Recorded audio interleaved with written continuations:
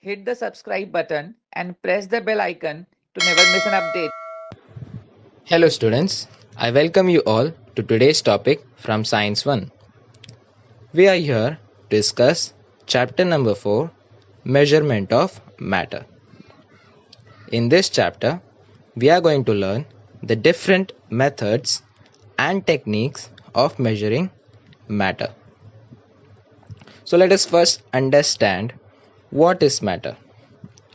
Matter is anything which has a certain mass and occupies some space. If you look around us, everything is made up of matter. Objects like table, chair, cupboard, etc. all are made up of matter. Matter is made up of atoms. You might have studied about atoms in the earlier standards. So students, what have we learnt in the previous standards? Let us do a quick recap on atoms. Atoms are the smallest unit of matter. Each atom consists of a central region called nucleus. An atom has protons, neutrons and electrons. Protons are positively charged, electrons are negatively charged, and neutrons are neutral, which means they do not possess any charge. So we have seen these are the three basic charges present inside every atom. Now, protons and neutrons are located inside the nucleus, whereas electrons revolve outside the nucleus in a circular shell. We have learnt that matter has certain mass. So, atoms being a smallest unit of matter might also have mass. Yes, they do have mass. The mass of an atom is always concentrated in the nucleus. Now we have learnt the fundamentals of an atom. In this chapter, we are going to learn how atoms react with each other. When atoms of one element react with atoms of another element, we get a new product, or we can say a new particle. Further, in this chapter, we are going to learn some important laws laid out by scientists like Dalton, Antoine Lavoisier, J.L. Proust, etc. These laws would help us understand how atoms combine chemically. We are going to learn about these laws in detail in the further lectures. Let us now discuss the laws of chemical combination. These laws give an idea on how atoms or molecules would react to form new products. Let us understand the first law, which is law of conservation of mass.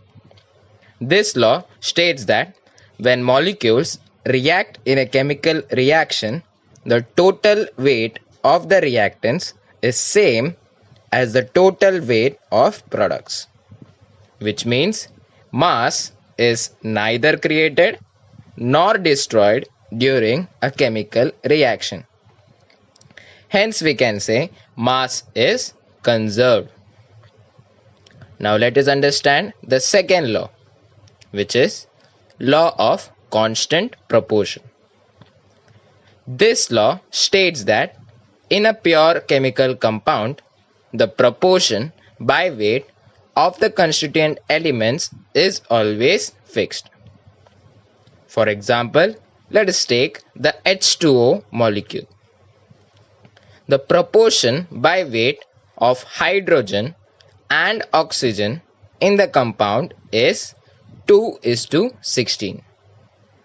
Now students, how did we get that? We know the formula is H2O. That means it is the ratio of 2 atoms of hydrogen to 1 atom of oxygen.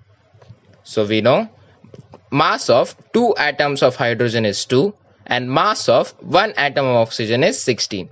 Hence we get the ratio as 2:16, which when simplified gives 1:8. So we can understand every molecule of water has a fixed proportion of hydrogen and oxygen. So we have just understood it is 1:8 for H2O compound.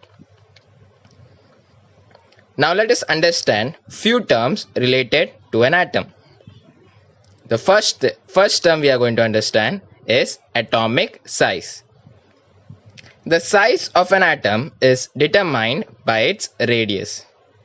So what is atomic radius? Atomic radius is the distance between the nucleus of an atom and its outermost orbit.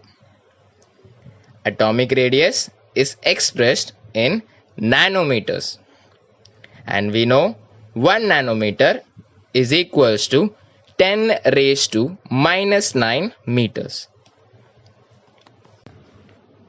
Now let us understand the term atomic mass number. We know the mass of an atom is always concentrated in the nucleus. As the nucleus contains protons and neutrons, we can say atomic mass number is the sum of number of protons and the number of neutrons present in an atom. So every element has a fixed atomic mass according to its type of atom. Next, we are going to discuss molecules and molecular mass. What are molecules? A molecule is defined as the collection of two or more atoms of the same element or different element that are bound together by chemical bonds. Further, let's discuss what is molecular mass. The molecular mass of a substance is the sum of the atomic masses of all the atoms in a single molecule of that substance. For example, let's take the molecule of water. We know the chemical formula for water is H2O. So, its molecular mass will be 2 times the atomic mass of hydrogen plus 1 time the atomic mass of oxygen. So we know the atomic mass of a hydrogen atom is 1 and the atomic mass of oxygen atom is 16. So we get to the answer as 2 times the hydrogen atomic mass of hydrogen, that is 2 into 1, plus atomic mass of oxygen, which is 16. So it will be 2 plus 16 equals to 18. Hence, molecular mass of H2O molecule will be 18. So students, we have understood the different concepts relating to the atoms. I hope you have understood all the concepts and keep learning. Thank you.